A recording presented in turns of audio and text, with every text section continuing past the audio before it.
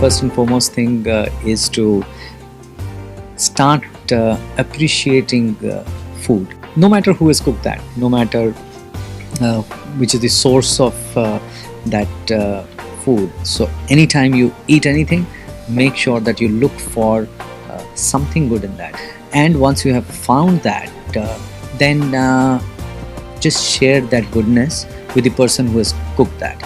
Moment you start doing that, you will start to see change in yourself, and you'll start to become a better cook. Start understanding ingredients, not just spices, everything. Know what they taste like, what they feel like. Spend more time shopping of those. Go to the market, interact with the vendors, talk to them. The better relationship you have with the ingredients, better food you can cook. Cooking is a very good art. Any art form, better skills that you have, and for skill you need time and practice. रियाज लगता है, तो आपको रियाज करना पड़ेगा. तो रियाज से मत घबराएं.